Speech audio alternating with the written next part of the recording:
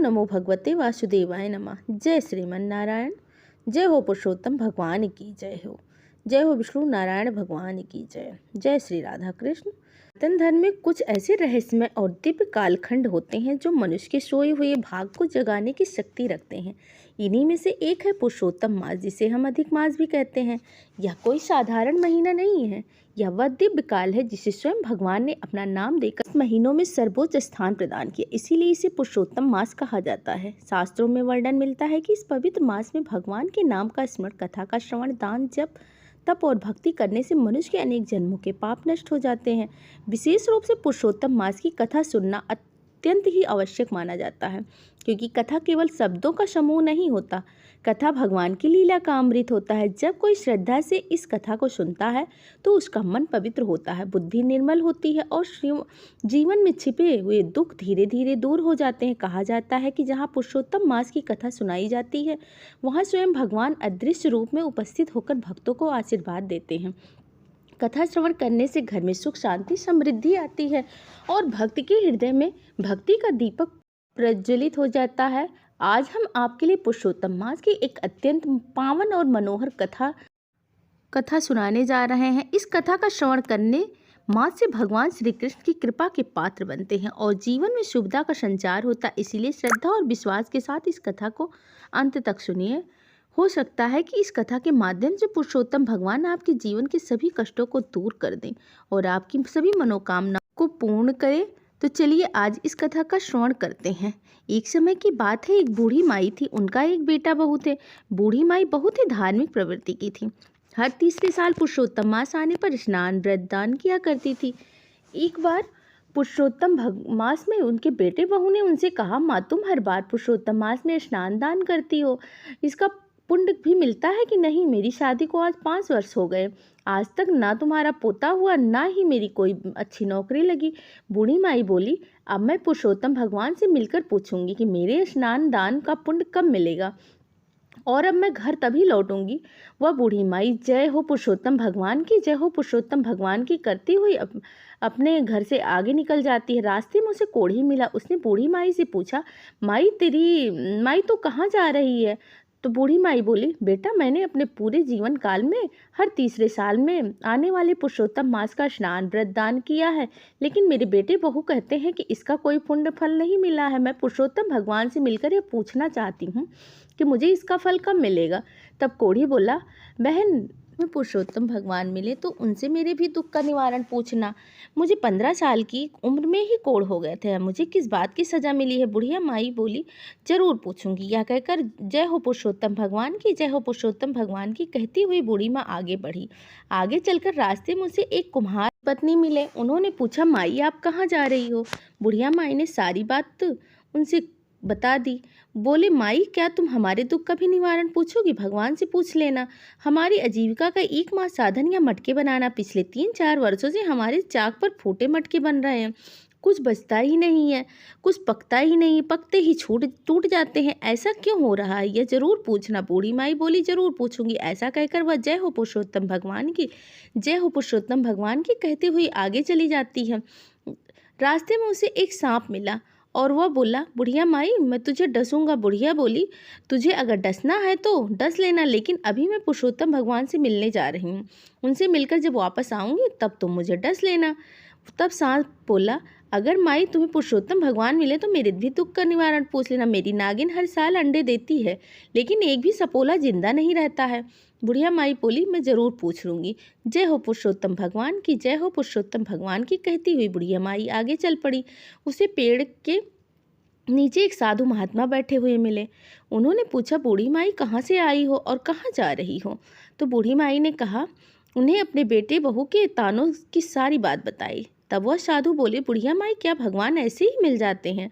और मिलेंगे तो उन्हें पहचानोगी कैसे? तो बुढ़िया माई बोली, मैं उन्हें पहचान लूँगी। ऐसा कहकर बुढ़िया माई ने उन साधु महात्मा को प्रणाम किया और बोली, जय हो पुरुषोत्तम भगवान की, जय हो पुरुषोत्तम भगवान की। तब पुरुषोत्तम भगवान ने उसे दर्शन दिए और बोले, तुम्हें क्या चाहिए? वह बूढ़ी माई बोली, मुझे आपके दर्शन होते ही सब कुछ मिल गया है, मुझे और कुछ नहीं चाहिए। पुरुषोत्तम भगवान बोले, हे बुढ़िया तेरे कल्याण हो। तब बुढ़िया रास्ते में मिले सभी दुखियों के दुखों का एक एक करके निवारण पूछने शुरू कर देती है। सबसे पहले बुढ़िया माई ने कोढ़ी के लिए पूछा तो भगवान बोले, बुढ़िया माई, वह अपने पिछले जन्म के कर्मों का फल भोग रहा है। पिछले जन्म में वह एक राजा था। वह अपने राज के लोगों को बिना अपराध के दंड देता था और उसे उनकी आह लगी। मेरी चरण धूलि लेकर जाओ, उसके कोढ़ पर लगा देना, वह ठीक हो जाएगा। फिर बुढ़िया माई ने कुम्हार के दुख का निवारण पूछा तो भगवान बोले, एक बार कुम्हार पति पत्नी के पास एक गरीब माता पिता अपनी लड़की के विवाह के लिए कलश लेने आए थे। पैसे न होने के कारण उन्होंने कलश नहीं दिया। इस कुम्हार पति पत्नी को उन गरीब माता पिता की आह लगी है। अगर कुम्हार अपने 100 मटके किसी अच्छे प्याऊ में दान कर दे तो उसका दुख दूर हो जाएगा। अब बुढ़िया माई ने नागिन का पूछा तो भगवान बोले, नागिन ने एक गर्भवती स्त्री को डस लिया था, जिससे वह गर्भवती स्त्री अपने गर्भ में पल रहे बच्चे के साथ मर गई थी। उसे उस गर्भवती स्त्री की आह लगी है। अगर यह नागिन अपनी अमृतमणि किसी गरीब को दे दे तो उनका बच्चा भी बच जाएगा। यह सुनकर बुढ़िया माई ने भगवान को प्रणाम किया और भगवान पुरुषोत्तम अंतर्ध्यान हो गए। अब बुढ़िया माई ने भगवान के चरणों की धूली अपनी साड़ी के पल्लू में बांध ली और सबसे पहले वह सांप से मिली। बुढ़िया माई को देखते ही सांप बोला, क्या हुआ माई, भगवान के दर्शन हुए? तो बुढ़िया माई बोली, हाँ मुझे दर्शन हुए। सांप ने पूछा, तुमने मेरे दुख का निवारण पूछा? तो बुढ़िया माई ने सारी बात सांप को बता दी। तो वह बोला, माई मैं कोई गरीब व्यक्ति कहाँ से लेकर आऊं? मेरे पास तो कोई डर के मारे आता ही नहीं। यह अमृतमणि तुम ही ले जाओ। उसने वह अमृतमणि बुढ़िया माई को दे दी। अमृतमणि लेकर बुढ़िया माई अपने घर की ओर चली। आगे चलते ही उसे कुम्हार पति पत्नी मिले। उन्होंने भी पूछा, क्या भगवान के दर्शन हुए? हमारे दुख का निवारण पूछा तो बुढ़िया माई ने कहा, भगवान के दर्शन हुए और मैंने तुम्हारे दुख का निवारण भी पूछ लिया। और उन्होंने सारी बात उन दोनों को बता दी। वे बोले, हम आज ही 100 मटके एक प्याऊ में दान कर देंगे। अब वह आगे चली तो उन्हें वह कोढ़ी मिला। कोढ़ी बूढ़ी माई से पूछने लगा, क्या हुआ बहन, भगवान मिले? तो बूढ़ी माई बोली, हाँ भगवान के दर्शन हुए और मैंने तुम्हारे दुख का निवारण भी पूछ लिया है। बुढ़िया माई ने कोढ़ी को सारी बात बता दी और कहा कि यह तुम्हारे पूर्व जन्म के कर्मों का फल है जो तुम भोग रहे हो। बूढ़ी माई ने भगवान के चरणों की धूली कोढ़ी के शरीर पर लगाई तो कोढ़ी ठीक हो गया। कोढ़ी ने बूढ़ी माई को खूब धन दौलत दी। अब बूढ़ी माई खूब सारा धन दौलत और अमृतमणि लेकर अपने घर पहुंची तो उसने देखा कि उसका घर एक सुंदर मकान में बदल गया था। घर में अन्न धन के भंडार भर गए थे। बेटा बहू माँ को देखकर बहुत खुश हुए। बेटे ने कहा, माँ मुझे बहुत अच्छी नौकरी मिल गई है और तुम्हारी बहू भी पुरुषोत्तम भगवान की कृपा से गर्भवती हो गई है। बेटे बहू ने भगवान के चरणों की धूली अपने माथे से लगाई और सब ने पुरुषोत्तम भगवान की जय जयकार की। जय हो पुरुषोत्तम भगवान की, जय हो पुरुषोत्तम भगवान की।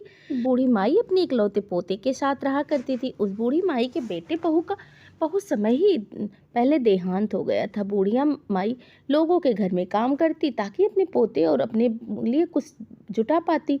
बुढ़िया माई बहुत भागवत भक्ति करती थी। भगवान विष्णु ने अनन्य भक्त भी थी। हर साल कार्तिक बैसाख माघ मास में स्नान करती और जब पुरुषोत्तम मास से अधिक मास आता तब तो स्नान व्रत के साथ प्रतिदिन 33 चीज़ों का दान भी किया करती थी। तुलसी पूजा, पीपल सींचना, सूर्यदेव का जल चढ़ाना, दीपदान करना, परिक्रमा, सब कुछ बुढ़िया माई का नियम था। पूरे पुरुषोत्तम मास में वो भगवान विष्णु के निमित्त प्रतिदिन 33 चीज़ों का दान किया करती थी। जब से बेटा बहू गए थे वह अपनी हर प्रार्थना में अपने पोते के लिए ही सब कुछ मांगती थी। भगवान विष्णु जी से कृपा से जिंदगी बढ़िया चल रही थी। किसी भी चीज़ की कोई कमी नहीं थी। एक समय बुढ़िया माई ने सोचा कि मेरा पोता बड़ा हो गया, काम भी करने लगा है, अब उसकी शादी करवा देनी चाहिए। अपने मन की बात पोते से कही तो वह बोला, अम्मा अब तू सब काम छोड़ दे और आराम कर, मैं शादी करूँगा। बुढ़िया मान गई। अब बुढ़िया माई ने अपने पोते से शादी करवा दी। बुढ़िया की बहू आ गई। वह बड़ी ही अच्छी थी।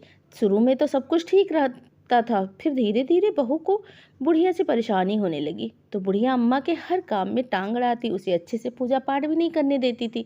दान करने के लिए भी बिल्कुल भी मना कर देती थी। सब चीज़ों की हिसाब किताब खुद रखती थी। बुढ़िया अम्मा के पास 1 रुपया भी नहीं छोड़ती थी। बहू के आने से 2 साल बाद पुरुषोत्तम मास का महीना आने वाला था। अब पुरुषोत्तम मास आ रहा था। इसी से बुढ़िया अम्मा को चिंता होने लगी थी, मैं क्या करूं, कैसे करूं। पुरुषोत्तम मास में उनका तो नियम था कि रोज़ दान करना। बुढ़िया माई चिंता में सूखने लगी। पर किसी को कुछ नहीं कह सकती थी, बस भगवान को ही कहती थी अपनी शरण में ले लो, अपनी शरण में ले लो। एक समय बुढ़िया माई के घर एक साधु बाबा आए और खाना मांगा। बुढ़िया माई उस समय स्वयं खाना खाने बैठी हुई थी। वह उठी और अपना खाना स्वयं साधु को दे दिया। उसकी बहू ने देख लिया और गुस्सा करते हुए बुढ़िया माई को घर से निकाल दिया। अब बेचारी बुढ़िया माई करती ही क्या, वह तो वहाँ से चली गई। चलते चलते गांव के समीप पहुँच गई। उसने देखा कि वहाँ एक पुराना मंदिर है। बुढ़िया माई अंदर गई तो देखा भगवान विष्णु का मंदिर था, बिल्कुल सुनसान। वहाँ बहुत सन्नाटा था, वहाँ कोई था नहीं। साफ सफाई के अभाव में मंदिर के हालात भी खराब थे। बुढ़िया माई ने वहाँ अच्छे से साफ सफाई की, फिर भोलेनाथ की पूजा की। रात में वहीं सो गई। जंगल से फल लेकर आई और वही भगवान को भोग लगाया, खुद खाने लगी। अब बुढ़िया माई वहीं रहने लगी। भक्ति भाव से भगवान शिव और भगवान विष्णु को ध्यान कर जब पूजा आदि करने लगी। धीरे धीरे लोग वहां आने लगे। बुढ़िया माई का कुछ न कुछ दान दक्षिणा दिए जाते थे। बुढ़िया माई खुशी से अपने पैसों से चीज़ों से भगवान की सेवा करती और साधु संतों की सेवा करने लगी। अब तो पुरुषोत्तम मास आया। बुढ़िया माई का अब कोई चिंता नहीं थी। उन्होंने पुरुषोत्तम मास स्नान व्रत किया। दान दक्षिणा का पैसा था, उससे भूखों को भोजन खिलाने लगी। साधु संतों की सेवा करती, रोज मालपुए बनाती और साधु संतों को जमाती। भगवान विष्णु अपने भक्त की सेवा पूजा से बहुत प्रसन्न होते थे। बुढ़िया माई को आशीर्वाद दिया और मंदिर में बहुत लोग आते, पर जिसके भी सर पर वह बुढ़िया माई हाथ रख देती उसकी मनोकामना पूर्ण हो जाती। लोगों ने इस चमत्कार को महसूस किया। अब ज़्यादा भक्तों की भीड़ लगने लगी। माई के पास अच्छी खासी दान दक्षिणा इकट्ठा होने लगी, पर माई सब सेवा में लगा देती। उधर बुढ़िया माई के घर पे बुढ़िया के जाने के बाद पोते को काम चौपट हो गया। घर में खाने के लाले पड़ गए। बहू का गर्भपात हो गया, जिससे वह हमेशा दुखी रहने लगी। लोगों ने कहा बुढ़िया माई के प्रताप से घर में बरकत थी।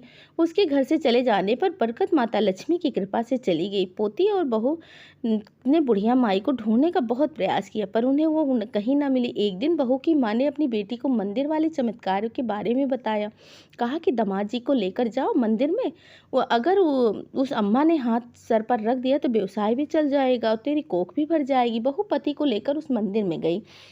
वहां जाकर देखा तो सामने तो बुढ़िया माई खड़ी थी। पोता अपनी दादी को देखकर खूब रोया। बहू ने भी माफी मांगी और बुढ़िया माई ने कहा मुझे कोई गिला शिकवा नहीं है, जो तुम मुझे घर से निकालती नहीं तो मैं इतनी सेवा पूजा कैसे कर पाती। भगवान की कृपा है कि उन्होंने मुझे अपनी सेवा में दिया है। पोते ने वापस घर चलने के लिए कहा। बूढ़ी अम्मा ने साफ मना कर दिया। प्यार से अम्मा ने बहू पोते को सर पर हाथ रखा। वहां से मौजूद लोगों ने समझाने पर बहू पोते वहां से वापस चले गए। बूढ़ी अम्मा भगवान की कृपा को महसूस कर रही थी। भगवान की कृपा से वह जो हमेशा चाहती थी आज खुलकर कर पा रही थी। कुछ समय बाद बहू पोते वापस मंदिर आए और बताया कि बहू गर्भवती है, साथ ही व्यवसाय में भी उन्नति है। यह भी कहा। बुढ़िया माई अपने ठाकुर जी को लाखों धन्यवाद दे रही थी। अब सब कुछ बढ़िया था। हे भगवान विष्णु, हे पुरुषोत्तम मास के ठाकुर जी, इस कहानी को कहने सुनने वाले पर अपनी कृपा दृष्टि बनाए रखना। प्रेम से बोलिए पुरुषोत्तम भगवान की जय हो। जय हो पुरुषोत्तम महाराज की। पुरुषोत्तम मास के ठाकुर जी की जय हो। विष्णु भगवान की जय हो। लक्ष्मी नारायण भगवान की जय हो। जय श्री रामचंद्र जी।